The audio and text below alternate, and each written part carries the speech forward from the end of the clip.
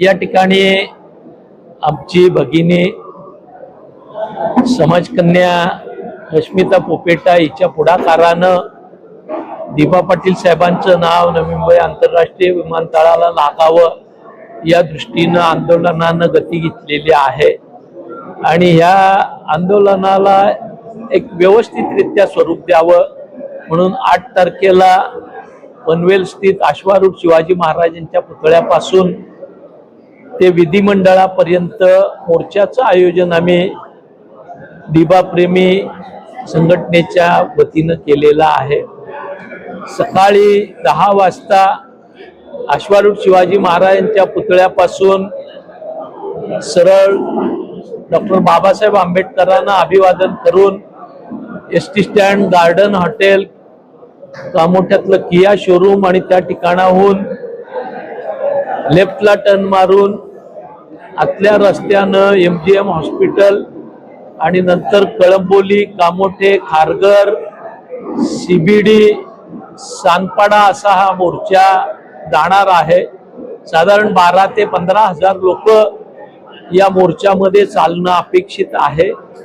सानपाड्याच्या दत्त मंदिरात दुपारच्या भोजनासाठी आणि काही काळ विश्रांतीसाठी हा मोर्चा थांबेल आणि 1 तासाभरानंतर मुंबईच्या दिशेनं कूच करेल। मानकुत आणि चेंबूरच्या मध्ये या मोर्चाची वस्ती असणार आहे आणि दुसऱ्या दिवशी हा मोर्चा विधिमंडळाकडे आगेकूच करणार आहे।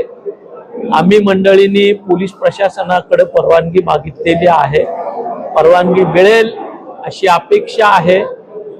पण परवानगी मिळाली तरी न मिळाली तरी हा मोर्चा 8 तारखेला सकाळी निघणार हे फिक्स झालेलं आहे। कारण कालच आपण बघितलं असेल मुंबई हायकोर्टाच्या एका न्यायमूर्तींनी महादेव जमादारांनी स्पष्टपणानं सांगितलेलं आहे की आंदोलन करणं हे जनतेचं, नागरिकांचा अधिकार आहे, त्याला तुम्हाला मज्जाव करता येणार नाही। त्यामुळे मुंबईच्या दिशेनं आम्ही जाणार ही गोष्ट नक्की आहे। आमचे सारे सहकारी दिबा पाटील साहेबांवर प्रेम करणारे ठाणे, भिवंडी, पालघर, नव्या मुंबई पट्ट्यातील नागरिक, मुंबईतील नागरिक, रायगड जिल्ह्यातील सारे नागरिक हे पनवेल उरणातील जनतेच्या बरोबरीनं या आंदोलनामध्ये सहभागी होणार। त्या ठिकाणी आपण बघा लोकभावना आहे।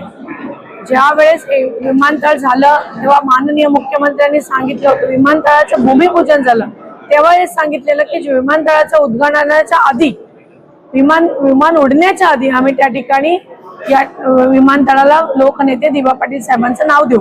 परंतु आता त्या ठिकाणी विमानतळाचं उद्घाटन झालं, डोमेस्टिक चालू झालं, आंतरराष्ट्रीय आता चालू होतंय, तरी सुद्धा दिबा पाटील साहेबांच्या नावाचा कुठेही पत्ता नसल्यामुळे त्या ठिकाणी लोकभावना आहेत। त्यामुळे आम्ही आता विधान भवनाकडे वाटचाल करीत आहोत। आदरणीय पवार साहेबांचं याला मार्गदर्शन लागलेलं आहे। आदरणीय पवार साहेबांनी सुद्धा सांगितलेलं आहे की राष्ट्रवादी काँग्रेस पक्ष म्हणून आपला या आंदोलनाला पाठिंबा आहेच, परंतु या ठिकाणची उरणचे प्रथम नागरिक म्हणून आणि या दिबा पाटील प्रेमी म्हणून त्या ठिकाणी आम्ही सुद्धा या आंदोलनामध्ये उतरणार।